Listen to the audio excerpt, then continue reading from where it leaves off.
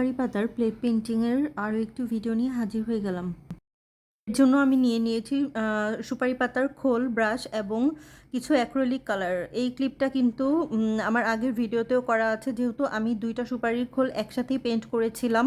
একটি ভিডিও আপনাদের সাথে আমি প্রথমেই শেয়ার করেছি এবং সেই ভিডিওতে কিন্তু আমি বলেছিলাম যে আমি নেক্সট এই ভিডিওটা শেয়ার করব। যারা যারা আমার আগের ভিডিওটা দেখেছেন, আশা করছি তারা নিশ্চয়ই উপকৃত হবেন। সুপারি পাতার খোল পেইন্টিং এবং সুপারি পাতার খোল দিয়ে ওয়ালমেট তৈরির বিভিন্ন তথ্য নিশ্চয়ই পেয়ে যাবেন। আর যদি আপনাদের কোনো কিছু জানার থাকে অবশ্যই আমাকে কমেন্ট বক্সে জানাবেন।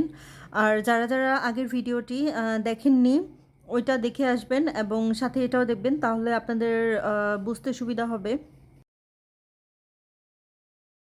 যারা যারা আমার ভিডিওগুলো দেখেন অবশ্যই প্রথমে আমার চ্যানেলটি সাবস্ক্রাইব করবেন এবং আমার ভিডিও যদি আপনাদের ভালো লেগে থাকে লাইক কমেন্ট করবেন এবং শেয়ার করবেন, এবং আমার ফেসবুক পেজ রংছায়াতে আপনারা লাইক ফলো দিতে পারেন। আর আপনাদের কোনো কিছু পারচেস করার থাকলে আপনারা আমার ফেসবুক পেজে নক দিতে পারেন। আমি মূলত অর্ডারগুলো সেখান থেকেই নিয়ে থাকি।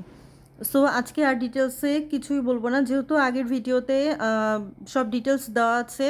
এখানে জাস্ট আমি আপনাদের সাথে পেন্টিংটা শেয়ার করছি, আমি কিভাবে পেন্ট করলাম সেটাই আপনাদের সাথে শেয়ার করছি।